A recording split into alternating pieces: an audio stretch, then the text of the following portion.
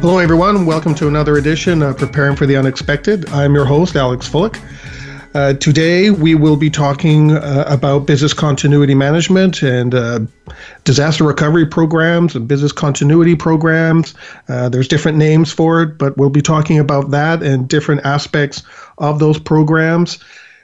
We have a wonderful guest today, someone I'm very proud to know. I worked with Alvaro for many years. He actually hired me. It was my boss way back when in 2002. And we now actually work at the same company. I'm doing some contract work, and I'll let Alvaro introduce what he's doing. I won't mention the name of the company because I don't want anyone to think that we're endorsing or speaking for that company. We're not. We're just speaking about business continuity and disaster recovery. But I have a great pleasure of someone who has a long background in business continuity and some other interesting fields that I know he's worked in. So without ado, I'd like to introduce Alvaro Orrantia. Alvaro, how are you today? Hi, Alex. Very well, thank you. Thanks for inviting me to your program. Very happy to be here and joining you. I'm excited to have you here. For anyone who might not know, Alvaro was actually interviewed for my first book, Heads in the Sand. He's quoted throughout the book. So it's nice to have you back again and be able to listen to your input and feedback on business continuity. Thank you, Alex. So I'd like to get started on things. I know I just want to be cognizant of your time. I know that you may have to drop off because I know you're in transit right now. You're joining us. So we'll just go full speed ahead. And if you have to drop off, that's okay. Thank you. We're just honoring the unexpected sometimes, so thank you for that. Exactly. So how about I turn the microphone over to you and you talk about your background and what you do and what you're doing now and what you've done in the past, and talk about yourself for a little bit here so we get an idea of where you're coming from. All right. Thank you, Alex. Thank you. I'm born and raised in Colombia, South America, in Bogota, Colombia, to be specific. I am an engineer, a systems engineer, also specialized in computing and networking, and I have an MBA degree and a few designations in related areas around business continuity and information security as well, and risk management, hopefully coming soon. I've been working on the disaster recovery and business continuity and also information security fields for about 20 years or so. So it's given me quite a lot of insights into the people side of things and the organizational side of things as well. And I think it is a very interesting area, a very interesting field. I've done work for a construction company in the past and hospitality as well, logistics, third-party service providers like payroll processing companies. I've done some consulting as well. I work for technology organizations and for financial institutions. So it's a little bit of work on different aspects and different industries as well. And it's interesting just to see as well how can this discipline can add value to the different organizations. And throughout the time in doing this, I've seen some events and some issues really that have happened. And through a good planning, we've been able to reduce impacts to organizations and, of course, to the clients of those organizations. Oh, wonderful. And you've now been captured in print. I know you were interviewed, had an article in a security magazine. You're quoted in my book, and now you're on the radio. So you're really getting yourself out there as well there. Thank you so much. All I can do, in essence, just to bring awareness and just to help people just understand a little bit more the benefits of business continuity planning, good information security practices, and disaster recovery planning. All that is good as well, yes. Well, you touched on a good point here. You said business continuity and value. What do you mean by bringing value to organizations? So I think it is important that organizations acknowledge that there's a lot of unknowns on the regular day-to-day on the way of doing business, right? And there's many disruptors of business in this case. If not well managed, business can experience significant losses. And by managing them, it means understanding the different risks, or in some cases they're called threats, or say the likelihood of occurrence of those threats, really, and making provisions how to mitigate them, among other strategies to manage risk.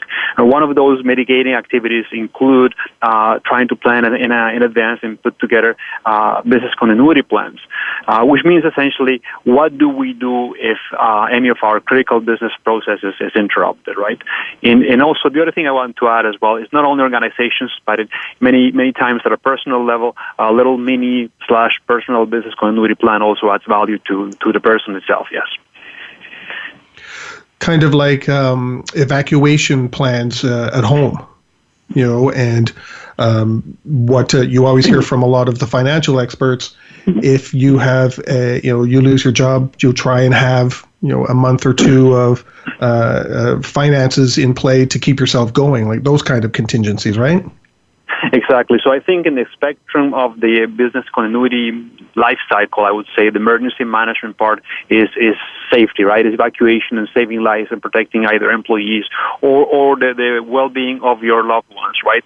But in terms of business continuity, once the emergency management part is out of the way, essentially, what do we do as an organization or persons in this case to continue doing business, continue to do what we do? So if we're looking at an organization, for example, what are critical functions? Let's say, for example, is going to be sales or is going to be procurement, right? So what do we do to continue to conduct those functions? And also on a personal level as well, say we have our computers and we work from home, so what do we do to protect our valuable data, maybe our tax records or our personal documents also, in addition just to saving the lives of our beloved ones. So those elements invite people to think organizationally and personally as well as to what to do to be better in this case and add value to, in this case, the well-being of the organization and their clients or the well-being of themselves and their families. So you can use that kind of an aspect, especially from the organizational perspective, as a selling feature. If you're going up against another a bidder for a contract, if you've got a good recovery strategy in place, you can use that as a selling feature, right? And actually, it's a very good point. More than a selling feature, sometimes it's actually a requirement. But I've lived through it through experience. A few years ago, I was working for a third-party service provider. Actually, you and I were working for them. We went through a couple of very, very interesting events. One was SARS, and another one was the famous 2003 Ontario blackout. And when that happened, we actually excelled because that third-party service provider didn't miss a single file to be processed for their clients, right? And we started advertising that. Our clients noticed how well prepared we were, and very soon, in my team, we were joining the sales force to go and talk to our clients or prospects at that point and tell them about the kind of provisions we had in place to make sure that their files will always be processed no matter what. I remember that. I think that's when we created that client briefing document, I think we called it, or business continuity client information document, which we handed out to the salespeople and they used. I remember that. Exactly. Great memory. Yes. Yeah. I also remember the day of the blackout. I had just left the office and was by the lakeshore in downtown Toronto. Traffic was very slow. All the traffic lights were out, and I didn't know what was going on because I had the stereo going in the car. And you sent me a text saying, "Hey, what's happening? What are you seeing?" And that's how I found out there was an actual blackout going on when you contacted me. Yes, exactly. Yes. As a side note, when that was happening, I was at work, and I left work after 11 p.m. and it was all dark. I didn't realize the magnitude of that blackout until I could not find my car, which was black. I couldn't find it in the dark. I just happened to hit it by coincidence, right? But I couldn't find it. Wow. Yeah. You mentioned a few terms: disaster recovery, business continuity, and I've said business continuity management. In your views, what do those terms really mean? Or what do you believe people think they mean? What's your perspective of BCM, DR, BCP? Yeah, so I think those terms, if you look at them word by word, really, they would tend to mean the same, but in the industry, they have, in fact, different meanings. So those terms, essentially, when we're talking about business continuity, it is the business. It means that it is an analysis of business functions and understanding of how critical they are in making provisions, really, on four key items. One is the loss of a facility, the loss of a personnel or critical personnel, the loss of a third party, or the loss of technology. So we make provisions around those 4 types of losses, right? What would happen if we lose facility, people, and so on and so forth. And then disaster recovery, although I guess word by word it would be very similar. In this industry, disaster recovery is more understood as the loss of technology. So we've lost technology through a massive, say, data center outage, right? Or could be through a certain information security issue like cyberware, like ransomware. So in those cases, what does the technology team need to do to restore those critical technology services? Okay. And how do, I'm sure you've experienced it because I know I have, where it's the technology group and the business group always, I shouldn't say always, but quite often seem to work in a silo and don't seem to connect. Can you comment on that? Like the disaster recovery plans and the business continuity and how everything should in a perfect world, mesh. They should be able to talk to each other. Can you comment on that? And you're absolutely right. So they work in silos many times. There's more and more over time. I've seen more integration between business and technology. And I cannot think today of any business process that doesn't really use technology. Maybe 20 years ago there were several, but today pretty much everything integrates technology. But that being said, it is important that through that technology loss scenario in business continuity planning, business understands first what they can do or what they could do if technology is not available. So that's what we call also in this industry workaround. So a very simple example is we don't have emails, so people may resort to making phone calls or to using faxing, which is really an older technology right now. But we can just go around the lack of email. But by the same token, the business needs to say, these are my expectations in terms of email recoverability. I can live without email for 4 hours, let's say. And after those 4 hours, it's going to be way too unmanageable for my business, and I'm going to start experiencing significant losses. So those losses or those significant losses should be taken into account by the technology team in conjunction with the business to design a solution that will allow the technologists, in this case, to restore that email system or any other critical system for that matter within that accessible or that required time frame for the business. So that means there's a lot of discussion back and forth between the business and technology. And essentially the business will end up supporting, I guess, that solution and funding that solution because it's going to be implemented to satisfy those business requirements. You touched on a great point. So the two have to be in alignment. And if after the business does their identification of key processes and when they want them and what they need to be able to keep them going, and IT does their current state assessment and the two don't align, then there's got to be some negotiation between the two. Absolutely, and that's what I call like the true risk management. So IT may be saying, if you want that email system to be running and available in 4 hours, you're going to pay this much, or you need to pay this much, and the system may be saying, wow, that's too much. So there's going to be a negotiation, and that's really, to a certain extent, the business is going to accept the risk of not having the email system in 4 hours, maybe let's say 6 hours if it's going to cost less. And also IT is going to establish that commitment of restoring that system within 6 hours. So there's a bit of back and forth and negotiation, and the end result really is risk assessment and a bit of risk mitigation as well. And overall, the process is what I would call risk management, which is understanding the risk, understanding the likelihood of occurrence of that risk, and deciding on one or several strategies to manage that risk, which would be acceptance, would be mitigation, would be transfer, could be avoidance. Right. So the two have to talk back and forward, because if business holds steady and firm, saying no, this is what I want, and IT is way out in left field, with what their current capabilities, then it's, well, you got to cough up some money. If that's what you want, this is what we got to do, and here's our action plan to do that. That's, you have to get what I like to call an agreed to strategy. It's not just determined by one side. Absolutely. Is a joint effort by business and by IT. Yes. Great. And you also mentioned something about business continuity plans. Can you just be a little bit, give us a little high-level overview of business continuity plans? Because that there's some piece you linked that with the people, places, and things and suppliers with continuity plans. So what kind of things would be in those plans that companies or develop? So as I mentioned before, the business continuity plans have like four main components in my view, which would be third-party loss, personal loss, technology loss, and facility loss, right?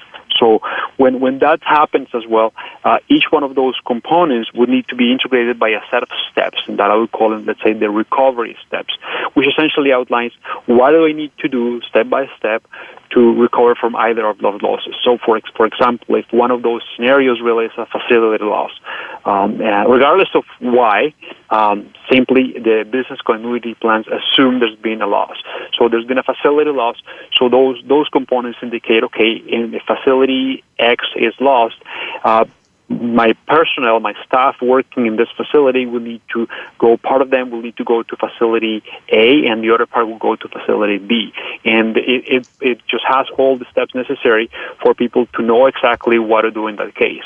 Similarly, if there's a third-party loss, so what would happen in this case in terms of workarounds or potentially engaging another third party or having a pre-established agreement with a secondary third party to continue processing.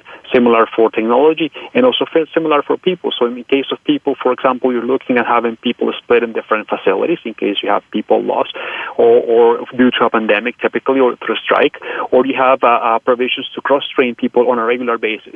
So those elements may establish as well through the business continuity plans those steps that need to be taken to, for example, have a bit of a handover from one person to another in case there's going to be a personal loss, right? Or, as I said, any of the other types of losses. So those are necessary step-by-step procedures that need to be understood, need to be in place, and need to be rehearsed on a regular basis just to make sure that they remain relevant and they remain effective as well.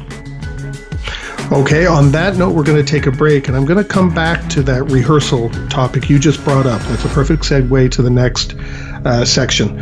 You're listening to Preparing for the Unexpected. We'll be right back with our guest this week, Alvaro Orrantia.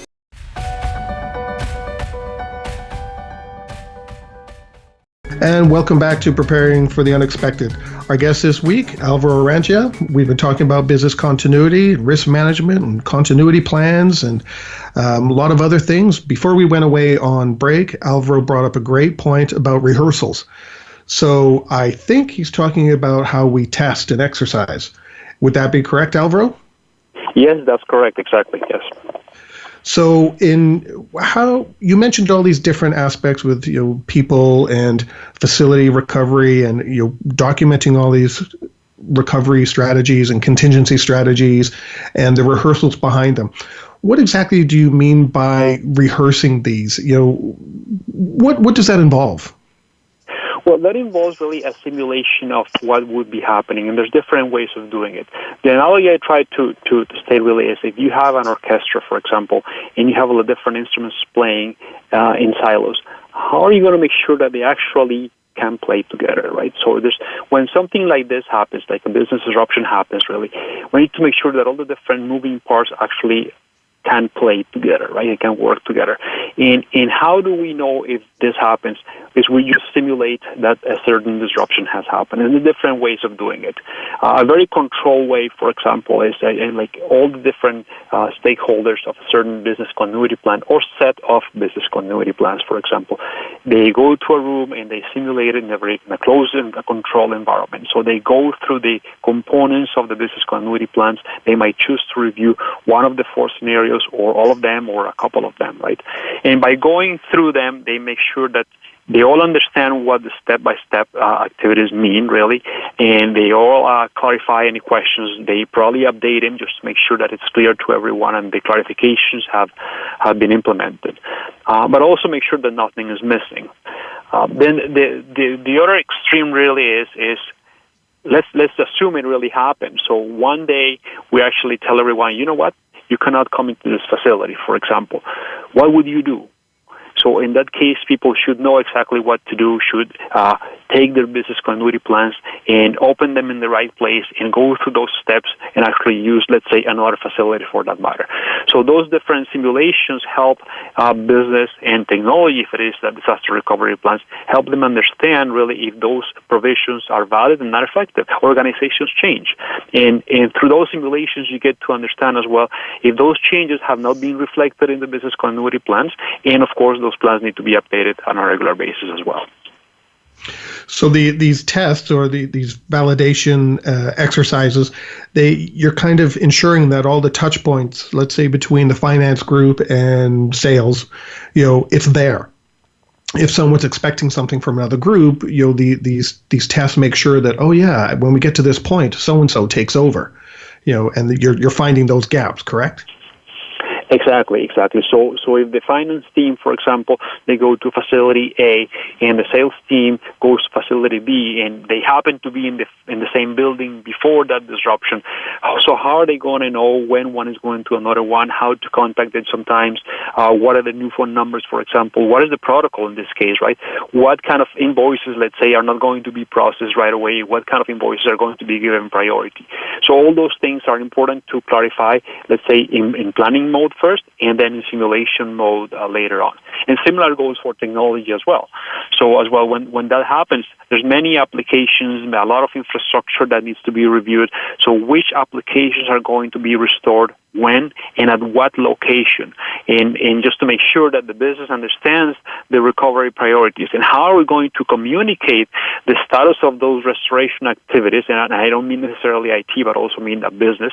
How do we communicate that to all the different stakeholders to make sure that we'll understand where we are, and if there's any deviations as well, how do we just make sure that we correct those deviations as quickly as possible? Right. So you mentioned two different kinds of tests, the tabletop or also referred to sometimes as the walkthrough, right to the full simulation exercise. Are there any other kinds of tests that might be of value to, how do we say this? The other tests that might be of value that organizations can use to help, not be so disruptive? Yes. Like you said, the big simulation exercise, or the just announcement, we're in disaster mode, that can be pretty impactful. So are there other ways that people can do that? And the overall premise really is that business continuity planning and disaster recovery planning in the actual simulations should not disrupt the business. Right? Obviously, if there's a business disruption, it's a good opportunity to analyze what can be improved, but that's a different situation.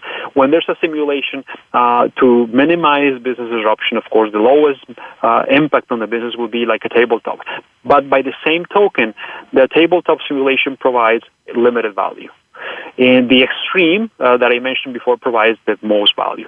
So what to pick in between? So we need to look at the different restoration process, for the lack of a better term, or the business continuity process in that case. So when something happens, and let's assume that people have been evacuated and are safe, what do we do? So we typically try to contact people. So one other type of simulation is contacting people. So that really, if people are in their desk, for example, if they get a phone call, it's not really going to disrupt their lives. So that will also prove that the contact information we have is valid. And sometimes it's a contact hierarchy. So if we're contacting hundreds of people, likely there's not going to be one person calling them all. Probably it's going to be like a call tree. So that proves the call tree works, right? And also, when it comes to failing over to alternate locations, you may not want to fail over an entire organization with thousands of people, but maybe just subset of the organization. And typically those subsets are determined by the organizational hierarchy. So it's just one business unit here, one business unit there. So you do it in a very controlled basis and non-disrupted basis as well. So you kind of build up from that tabletop walkthrough to testing all the various different components that make up your entire program to hopefully get to the stage where you can say, we're in disaster mode. Go to it. Correct. Correct. And when you build it up in terms of the simulation to a lot of meaningful components, right? Unlikely, especially in large organizations, you are going to be simulating the entire organization because that would be too disruptive. But then there comes the assumption that if those meaningful components, which is really a reasonable size, work, then the entire organization would work in terms of a disruption. And that's a safe assumption, and that's part of risk acceptance. So I accept the risk as an organization, in this case, of not simulating the entire organization because that's really going to disrupt it if I do. And I accept it because I have already simulated components of reasonable size that when I put them together, maybe the whole thing is going to work. Now I'm going to touch on something else with testing because Alvaro and I actually worked together on a couple of these very large simulation exercises, which I'm sure you remember. Our 72 hours at a disaster site, which I, scream and holler that I never fell asleep, but Alvaro took a picture when I was. So, what's your viewpoint on how do you manage these tests? Should there be some focus on, planning for the test rather than testing the plan? At some point, should, the planning reduce and, the test expand? How do you manage and put the governance around these tests to know that you actually did what you said you did and you got the results you wanted or identified the things you didn't want? So first and foremost, I think the people say that there are no failed tests. I think there's only one type of failed test, which is the test that couldn't be conducted, really. So from that perspective, yes, you plan the test and you test the plan. So, for example, if we're going to plan a facility failover from a personal perspective, we just need to make sure that the facility is ready for people to go to that facility and actually work, let's say, half a day from that facility. If not, if, for example, the doors are locked or the phones don't work, what's the point, right?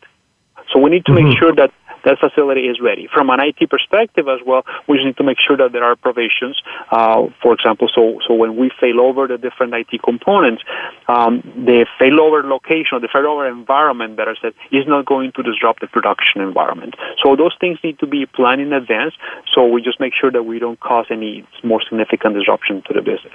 And then once that test planning is in place, then we just go ahead and test the actual plan, right? So in that case, we just go through the plan and make sure that whatever we're doing, either from a BCM or DR perspective, is following the plans. But if it isn't, we track those deviations as well, and we just, after the exercise, we just make note of them, and we just go through them and make sure that those were valid deviations because of the uniqueness of the exercise, or because actually they mean a change in the recovery activities, whatever they are, again, business or technology. And that would trigger a subsequent review and update of the different recovery plans. That's perfect, the valid deviations. So you could identify, this moves to our next topic, actually, the maintenance, how you maintain these plans, because you from tests, you have your objectives. This is what we're planning on doing. You do what you need to do by following the plans. And then as you go through that, you're identifying things that worked and things that didn't work. And then you go back and update your plans and potentially retest somewhere down the road, or incorporate those into another test, building, like you said before, upon the test that came before it. So that you're maintaining them, right? Because I think maintenance of these plans is important. What's your thoughts on that? Absolutely. And before we go into maintenance, I want to clarify one more thing as well, because you asked before about the governance of the exercise. So there's got to be also a way of tracking all those deviations and make sure that the exercise results are tracked. So one thing is just to make sure that the plans are updated based on the exercise, but also that we know if a certain business unit or certain application, for example, did not fail over as planned. So we track what failed, quote unquote, the exercise from a recoverability perspective, what was far or was close from the recovery time objectives for either the business or for technology. So there's a governance component as well that just consolidates all the results of those exercises and just gives us a good status of where we stand and how mature the organization is or how ready the organization is from a recovery perspective, right? And if I might not just jump into maintenance, so the updates associated with a simulation are part of that maintenance too. But a general rule of thumb is disaster recovery plans and business continuity plans would need to be maintained or reviewed, better said, when there's one or two things happening. One is time-based. So say every year, typically we're saying it's reasonable time. Just take a look at those plans. We think that in the course of a year, people and organizations have changed, so it's worth having a look at those plans and making sure that they still remain effective and relevant. And the other trigger really is change-based.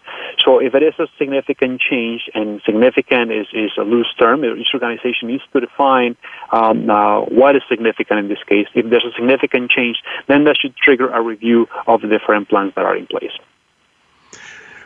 So that kind of ties back to the subject that's coming up this Thursday, or the project management, program management topic that we had, that often you have these plans with all these processes in place.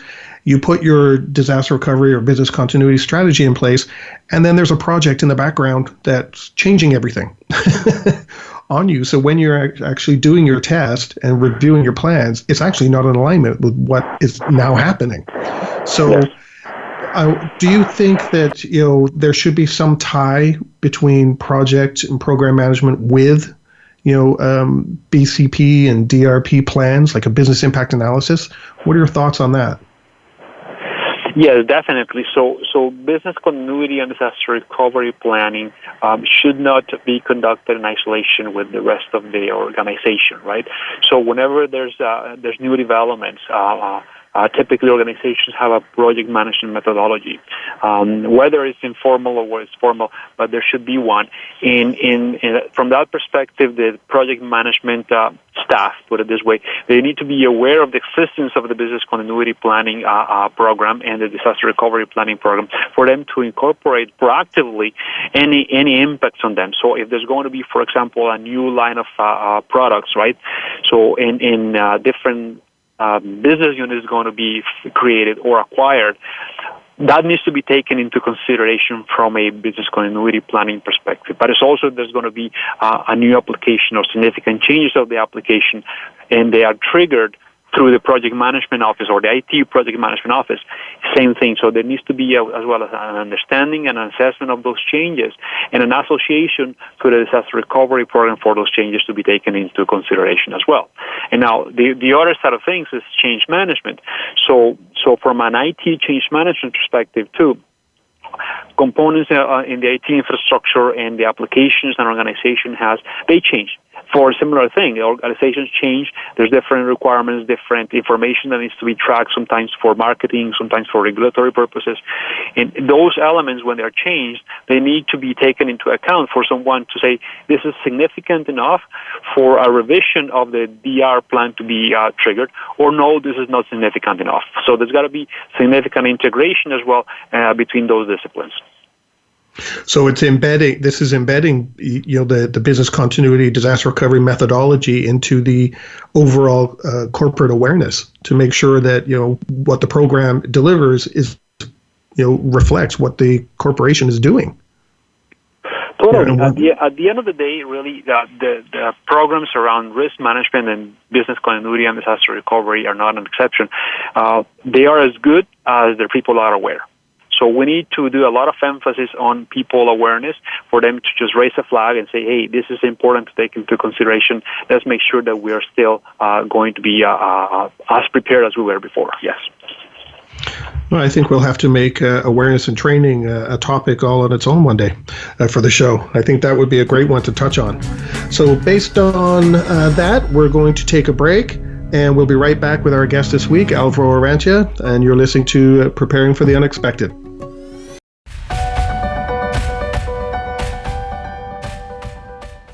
And welcome back to Preparing for the Unexpected. Our guest today, Alvaro Orrantia. We've been talking about business continuity management, and now we're going to look at, program expectations, the expectations of employees and customers, our partners, the people we, our communities, the people we deal with, even our contractors that come in, and expectations of, senior executives even, of what they're expecting. Alvaro, what are your thoughts on, the expectations, when it comes to the business continuity and disaster recovery programs? So thank you, Alex. So I think by virtue of establishing a disaster recovery program and a business continuity program, that opens the door to clarifying expectations. And of course, that's, in my view, one of the main objectives of awareness as well. At a higher level, and there's, of course, more detailed expectations review and agreement when you just get into the actual simulation. I think employees in general, they need to be aware of the existence of a business continuity program, of course, emergency management program, and disaster recovery. They need to be understanding that there's one. And specifically, there are requirements for employees at large. For example, sometimes when you go into an office, they tell you where the exit signs in. So your duty, I guess, as an employee is to know where they are. Sometimes when you're traveling in an airplane, you need to understand and you need to know where the exits are, where the emergency exits are, in some cases, how to operate it. So similar in the case of a corporation or a personal case as well. So you need to understand what you are expected to do as an employee in terms of evacuation and also in terms of your role in business continuity planning. So if you are, for example, responsible or participate in a critical business function, what is your role when that business function is interrupted, right? Or if you happen to have operational responsibilities on certain information systems, what is your role when it comes to restoring those information systems when a disaster occurs? So it is important to establish those in the business continuity plans or disaster recovery plans and to confirm them through simulation and, of course, to emphasize them through awareness. Well, one thing I always like to tell people, I said, is if you're not actually a part of some crisis team or disaster recovery team or business continuity team or emergency response team, whichever team you want to put, you still have a role to play. And that's to sit and wait for direction. Don't get in the way, and don't spread out misinformation on social media either. Totally, yes. Needless to say, there's cases when, especially in large organizations, when there's the dissemination of information into social media. That will happen, but also that opens the door to the communications function as to what to do to manage social media, to control social media, to monitor social media, because one way or another, somebody's going to say something. Maybe it's not going to be employees, maybe it's going to be the competition, right? But how to address any comments coming out on social media from an informational perspective also, and from an official channel perspective. That's right. Yeah, I agree. So what expectations do you think there are when it comes to customers and partners and, our communities, if an organization has a situation, what do you think they expect of their partners, and organizations? Well, we're looking at third parties. I think also as part of the preparedness activities and business continuity planning activities, those expectations need to be established ideally in advance. So if we are engaging, for example, our third party who's going to give us office supplies, we might want to be okay without them for a while in case the organization is experiencing a disruption, or in case that third party is. But if we are doing business with a third party that is going to manage, let's say, our email system, so it is an outsourced cloud-based email system, and that's deemed critical. At that point, the requirements of that third party are going to change, and we need to establish those requirements through an SLA, for example, right?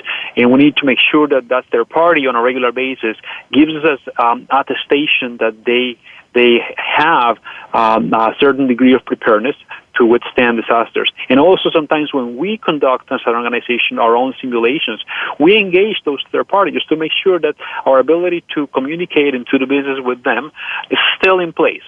So it's different provisions that depend also largely on the criticality associated with those third parties and those partners. And in terms of clients as well, it is very important to understand how an organization communicates with clients. Sometimes, depending on an organization, it could be through social media. Sometimes it's through an online presence. Sometimes it's through a sales force.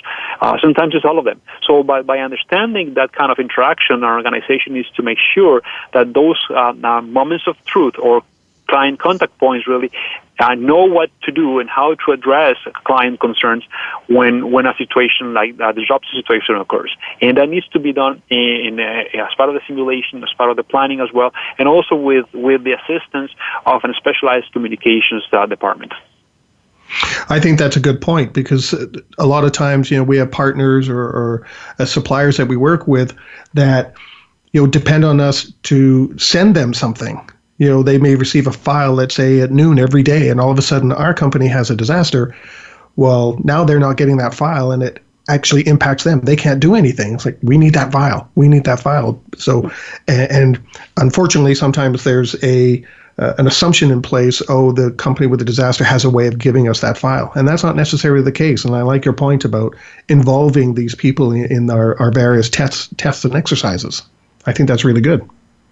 That is absolutely correct. And in fact, when we experienced that blackout in our organization, we knew exactly which files to expect. And we proactively called our clients and we told them, hey, we're expecting those files.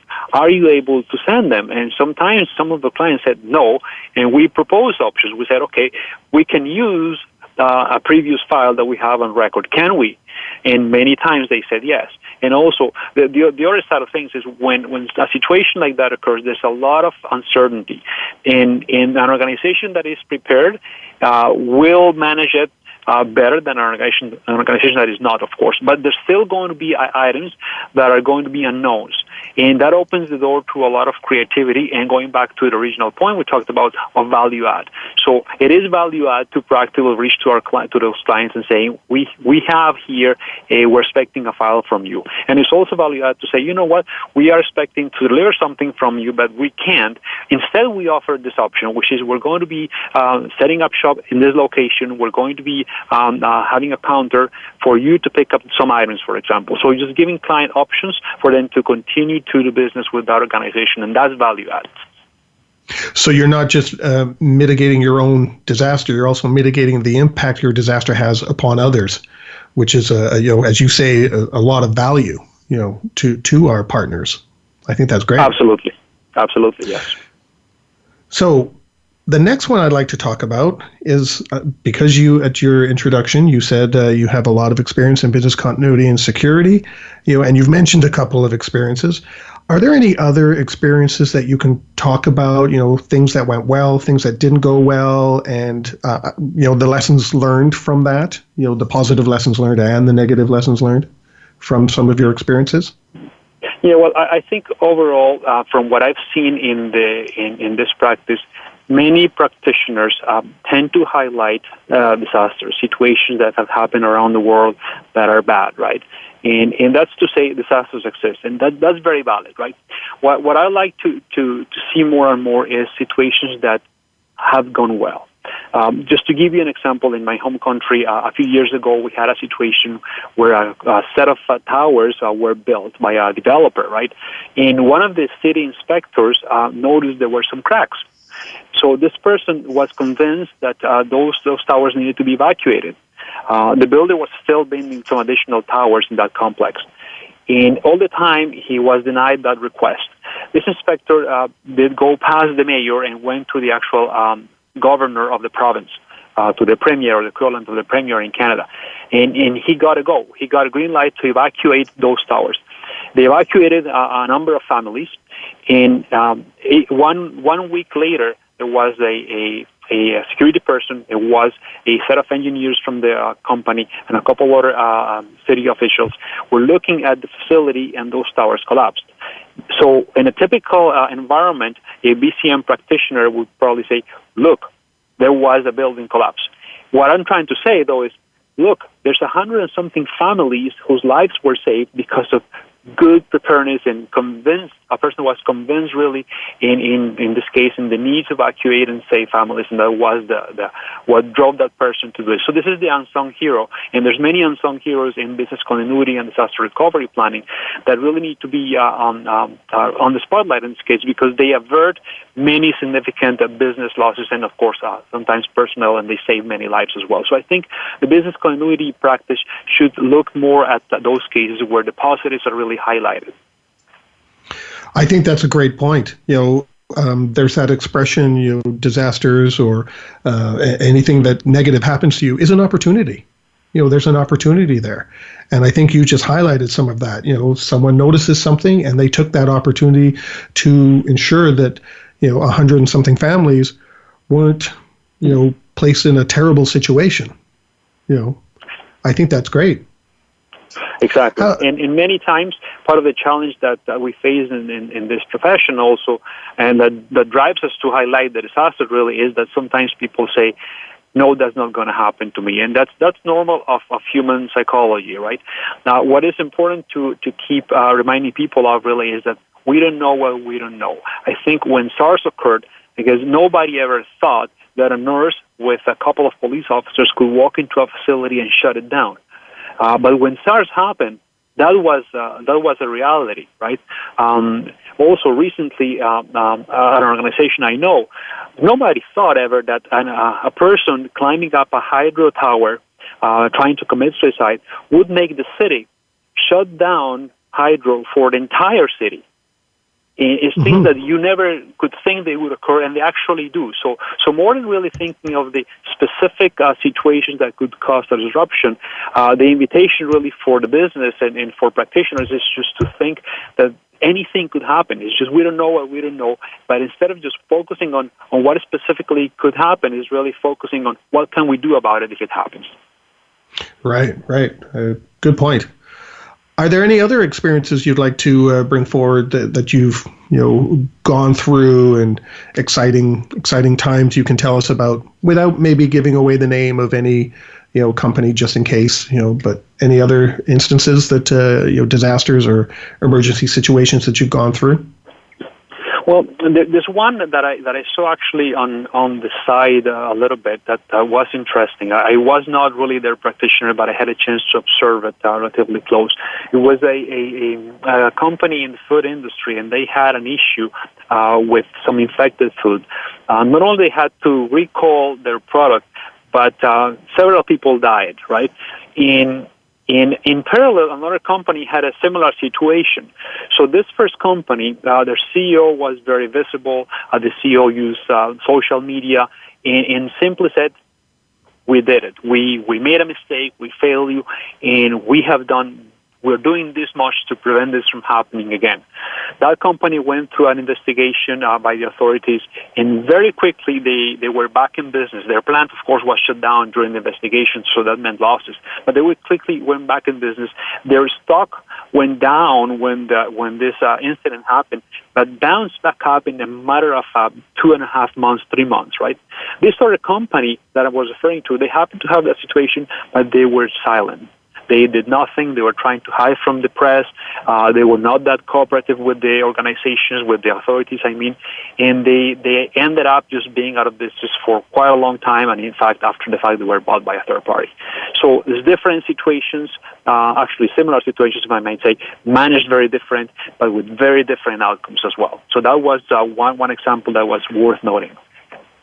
Yeah, I think I know the two companies you're talking about, too. If I recall, the one company that admitted to making a mistake or being the cause of the problem, I think they had television commercials out there and radio commercials and magazine, newspaper things where they carried that message. It was us, and we're fixing this, if I recall correctly.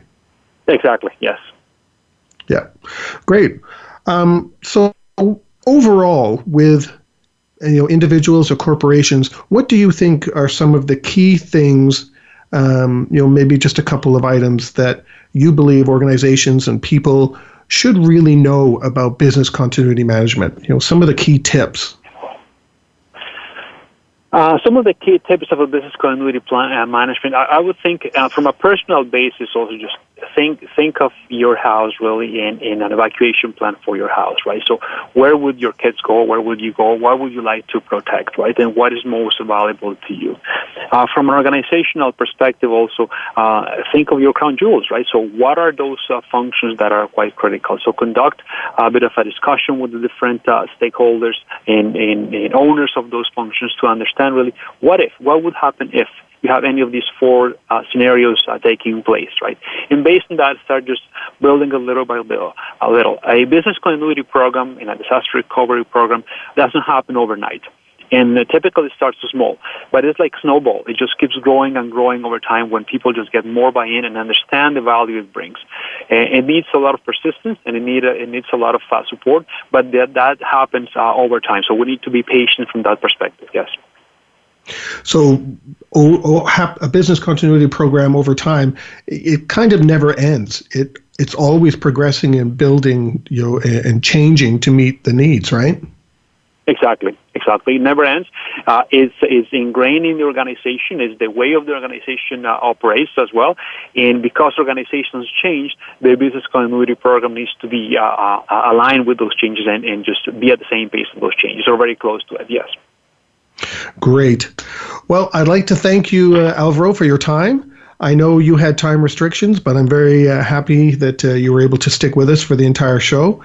I value your input and your commentary, and thank you very much for your time. And to everyone out there, thank you for listening to another episode of Preparing for the Unexpected. I'm Alex Fullick, and we'll talk to you next week. Stay prepared. If you liked that video, thumbs up. If you didn't like that video, thumbs down. But leave a message and let me know what your thoughts are. If you'd like to be a guest on the show to talk about something related to business continuity, disaster management, COVID, personal well-being, anything that's relatable to those subjects, you can reach me through my LinkedIn profile, which is in the video description. And of course, don't forget to subscribe. In the meantime, stay prepared, everybody.